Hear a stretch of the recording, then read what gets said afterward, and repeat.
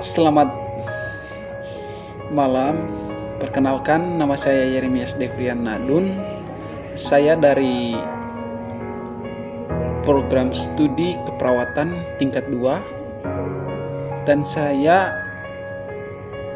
kuliah di Universitas Katolik Santo Paulus Ruteng. Pada saat ini saya akan menjelaskan penyuluhan kepada masyarakat tentang demam berdarah atau dalam keperawatan bisa disebut dengan dengue hemorrhagic fever atau DHF. Yang pertama nanti saya akan menjelaskan apa itu demam berdarah. Baik, demam berdarah itu adalah penyakit menular yang disebabkan oleh virus dengue yang ditularkan oleh nyamuk Aedes. Penyakit ini juga sering menimbulkan wabah dan menyebabkan kematian pada banyak orang, terutama anak-anak. Jadi DBD ini dia lebih dominan terserang pada anak-anak. Kenapa?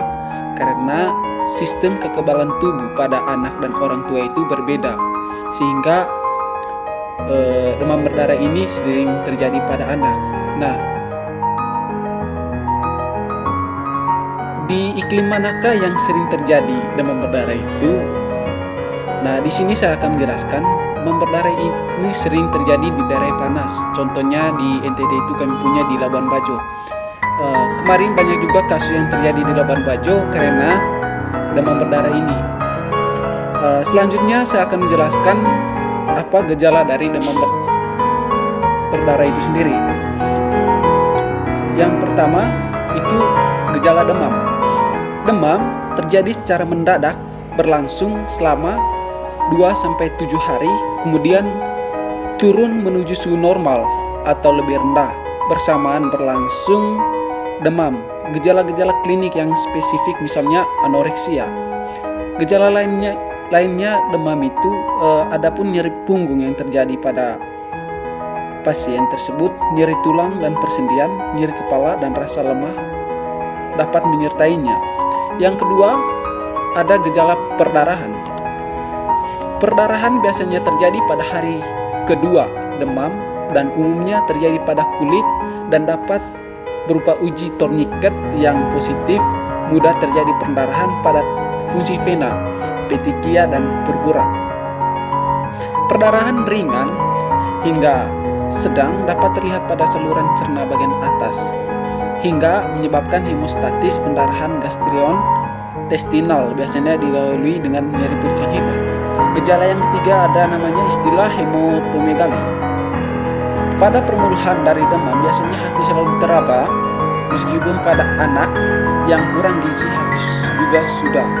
Bila terjadi peningkatan dari hematologi dari hati, teraba kenyal, harus diperhatikan kemungkinan akan terjadi rencatan pada penderita. Setelah kita menjelaskan atau setelah saya menjelaskan gejalanya, selanjutnya akan saya jelaskan juga dia punya tanda-tanda. Adapun tanda-tandanya, yang pertama, dadah panas tinggi selama 2-7 hari. Pasien tampak lemas dan lesu. Yang kedua, tandanya tampak bintik-bintik merah pada kulit seperti gigitan nyamuk. Hal ini disebabkan karena pecahnya pembuluh darah kapiler di bawah kulit. Yang ketiga, kadang terjadi pendarahan di hidung atau mimisan. Yang keempat, seringkali ulu hati terasa nyeri bila sudah parah karena perdarahan di lambung, penderita gelisah, ujung tangan dan kaki dingin berkeringat. Yang berikutnya saya akan menjelaskan jauhnya juga pencegahannya. Pencegahan yang harus dilakukan untuk menghindari nyamuk yaitu yang pertama, memelihara ikan pemakan jentik nyamuk. Yang kedua, memakai obat nyamuk. Yang ketiga, memasang kawat kaca jendela dan ventilasi. Yang keempat, tidak membiasakan menggantung pakaian di luar kamar. Dan 5, menyemprot.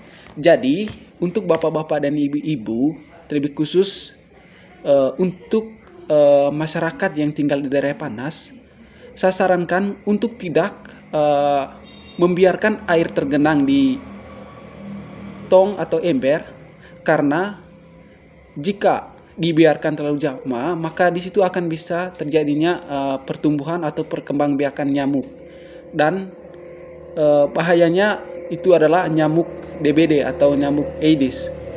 Nah, untuk itu marilah kita bersama-sama menerapkan hidup sehat dengan